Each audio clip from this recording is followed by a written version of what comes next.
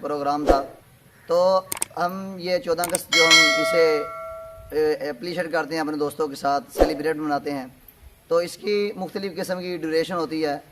تو میں سب سے پہلے بات کروں گا ہجرت کیا ہے۔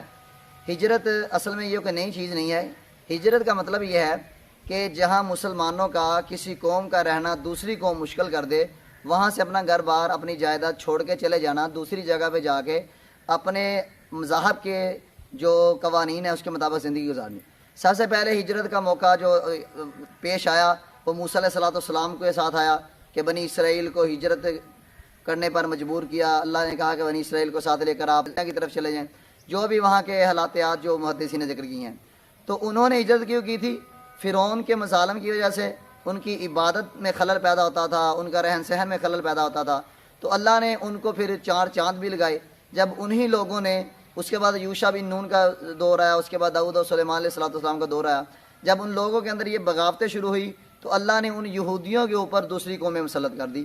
یہ اللہ کا وعدہ ہے، جب ایک قوم اللہ کے خلاف چلتی ہے تو اللہ دوسری قوم اس کے اوپر مسلط کر دیتا ہے، وہ چاہے جتنی ہی مرضی مقرب ہو۔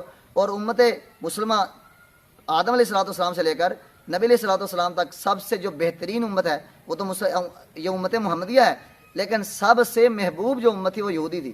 پھر یہودیوں کو کئی سال، 40 سال تو ایک ہی علاقے میں یہودیوں کے اوپر مظالم جو اٹھائے گئے۔ اس کے بعد پھر وقت گزرتا گیا، پھر ہجرت کا دوسرا موقع جو پیش آیا، نبی کریم صلی اللہ علیہ وسلم کو پیش آیا کہ مکہ والوں نے رہنا مشکل کر دیا، مکہ کو چھوڑ کر مدینے کی طرف جب گئے۔ اب ہجرت کرنی تو تھی، لیکن اس کا مقصد کیا تھا، اس کا جو میتھڈ کیا تھا، کرنا کیا تھا؟ جب یہ لوگ آپ علیہ السلام مدینے میں گئے تو وہاں جا کے کیا واجب ہو جائے؟ کیا وہاں جا کے انہوں نے بنگڑے ڈال لینا عزب باللہ؟ کیا وہاں جا کے انہوں نے نیلامیاں کی؟ انہوں نے کیا ہے؟ تو آج میں جسٹ یہ بات کروں گا کہ ہجرت کے موقع پر کرنا کیا چاہیے۔ موسیٰ پیغمبر نے ہجرت کی تو شکرانے کا 9 کا روزہ رکھا، جسے ہم یوم عاشوراء کہتے ہیں۔ آپ نے فرمایا یہودیو، موسیٰ ہمارا بھائی ہے، ہم بھی روزہ رکھیں گے۔ کیا کسی مسلمان نے 14 اگست والے دن روزہ رکھا ہو؟ کبھی کسی مسلمان نے 14 اگست والے دن 10 پارے پڑھے ہوں؟ کبھی کسی مسلمان نے 14 اگست والے دن تہجد پڑھی ہو، اشراق پڑھی ہو؟ سب کچھ چھوڑیں، کیا کبھی مسلمانوں نے یہ ہجرت کا جو دن آتا ہے 14 اگست کا، کیا کسی نے اللہ کا شکر ادا کیا اس عہدے کی حالت میں؟ تو نبی علیہ السلام نے سب سے پہلے کیا کیا؟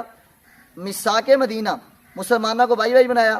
مسلمانوں کو بھائی بھائی بنانے کے بعد اسلام کے قوانین وضع کیے۔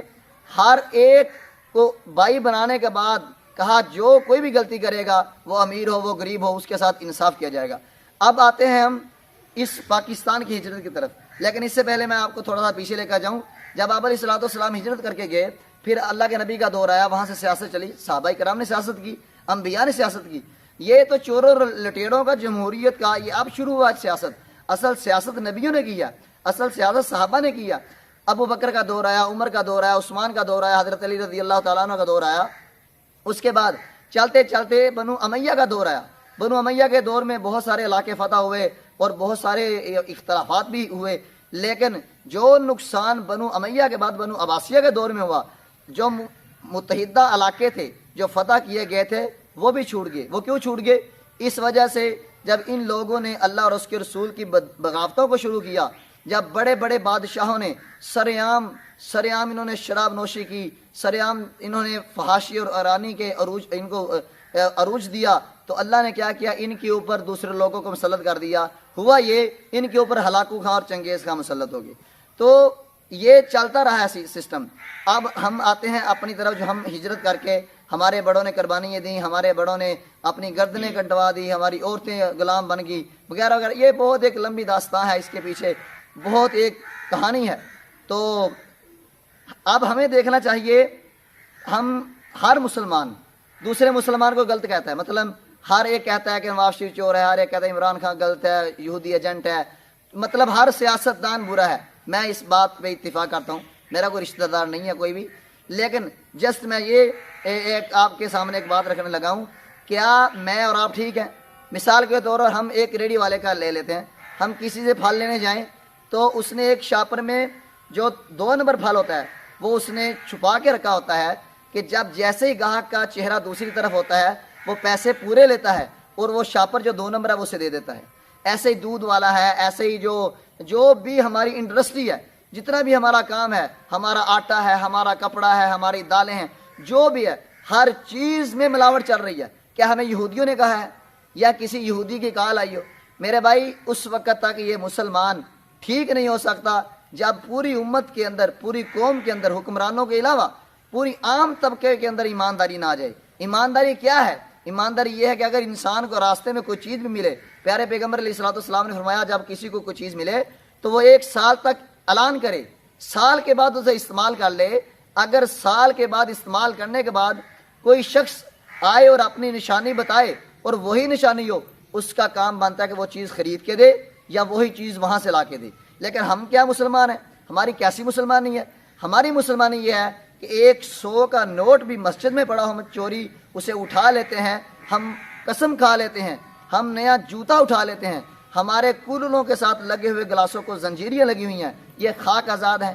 ہماری جتنی بھی تعلیم ہے، ساری کی ساری تعلیم جو ایجوکیشن ڈپارٹمنٹ ہے، یہ کون تشکیل کرتا ہے؟ یہ تمہارے اغیار تشکیل کرتے ہیں، ہمارے چیف آف آرمی سٹاف، ہمارے جتنے بھی عہدے دران، یہ ساری سلیکشن یورپ سے ہوتی ہے، یہ ساری سلیکشن اغیار کرتے ہیں۔ تم خاک کے آزاد ہو، اگر آزادی چاہتے ہو ایک قوم بنو، جیسے افغانستان ایک قوم بنا، 40 سال ان لوگوں نے جنگ لڑی، خون دیا۔ میں ایک مثال دینے لگا ہوں، ایک آدمی تھا، یہ مثال ویسے پنجابی میں ہے اور پنجابی میں مثال دینے لگا ہوں۔ ایک جگہ تے چوہے رہندے سی تے روز ایک بلی ہوندی سی چوہا کھا جاندی سی۔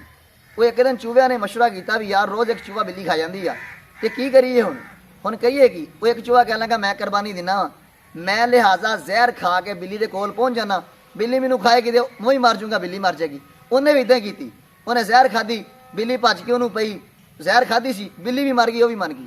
اگر ایک ایک چوہا کر کے کھائی جان گے، ایک ایک ادارہ لے کے یہودی تانوں نیست و نابود کر دیں گے، بالکل چیچنیا طرح، بوسنیا طرح، فلسطین طرح اور کشمیر طرح۔ اگر تسی جنی دیر تک تسی ترکیاں طرح، افغانیاں طرح پوری قوم خون دی قربانی نہیں دے گی، پوری قوم ایک یکجاں ہو کے پوری ایمانداری دے نال انہاں لوگاں دا مقابلہ نہیں کرے گی، بالکل تبدیلی نہیں آئے گی۔ ایک آدمی مینوں پوچھن لگا، کہنے لگا جی اسلام غالب آئے گا؟ میں کہا ضرور ہوئے گا۔ کدوں ہوئے گا؟ میں کہا جدو عیسیٰ علیہ السلام آئیں گے۔ اب میں آتا ہوں اپنے اصل موضوع کی طرف۔ بات یہ ہے کہ یہ واجے بجانا، یہ جنڈیاں لگانا، یہ سر عام لوگوں کو تنگ کرنا، مسلمان تو وہ ہے من سلم المسلمون من لسانی و یدی، جو مسلمان تو وہ ہے جس کی زبان اور ہاتھ سے دوسرا مسلمان محفوظ رہے۔ لیکن یہ کیسا معاملہ ہے؟ ہمارے بڑوں نے قربانیاں دیں، ہمیں شکرانے کے نفل بننے چاہیے، ہم باجے بجا رہے ہیں، ہم شیطان کو پروموٹ کر رہے ہیں، ہم جناب ٹک ٹاک پہ گندی ویڈیو بنا کر پیچھے سونگ لگا کر ہم ظاہر کروا رہے ہیں ہم مسلمان نہیں ہیں، ہم کنجر ہیں۔ ہماری تربیت ایسی ہوئی ہے، ہم دیوس ہیں، ہمارے ماں باپ دیوس ہیں، ہمارے چاچے تائے، ہمارا خاندان، ہمارا کنبہ قبیلہ سارے کا سارا یہ کس چیز کی علامت ہے؟ نبی آنے کے بعد بھی آپ کے اندر اگر اسلام نہ آئے، آپ کے لیے نبی آیا یا نہیں آیا ایک برابر ہے۔ نبی نے آ کے تو اسلام دیا ہے، لیکن یہ 14 اگست یا کوئی بھی وہ تہوار ہو، اگر اس تہوار کو منانا ہو تو شکرانے کے نفل پڑھنے چاہیے، سببی نماز پڑھنی چاہیے، بجائے اس کے کہ لوگوں کو تنگ کیا جائے، بازاروں کو روکا جائے، لوگوں کو تکلیف دی جائے۔ اگر آپ چاہتے ہو، ابھی بھی آپ کے پاس ٹائم ہے، اگر آپ چاہتے ہو کہ ہمارے اوپر جو یہ چور، لٹیرے، ڈاکو مسلط ہیں، 75 سال سے یہ مسلط ہے، ہم ترقی نہیں کر سکے۔ کیوں نہیں کر سکے؟ ہر شخص چاہتا ہے میں بچ جاؤں، دوسرا مر جائے، لیکن نظام بہتر ہو جائے۔ یہ نظام اس وقت تک بہتر نہیں ہو سکتا جب تک تم لوگوں نے اپنی جانیں قربان نہیں کی۔ جب جانیں قربان کرو گے، اس کی مثال افغانستان میں موجود ہے، آج وہ ملک خوشحال ہے۔ اس کی مثال ترکی میں موجود ہے، آج ترکی خوشحال ہے۔ اس لیے اپنے آپ کو ٹھیک کیجئے، حکمرانوں کو برا ضرور کہیں، لیکن پہلے اپنے گریبان میں جا کے کہ تم کتنے ایماندار ہو، تمہارے اندر کتنا ایمان ہے۔ لا ایمان علی من لا امانتہ ولا دین علی من لا عہد لہ۔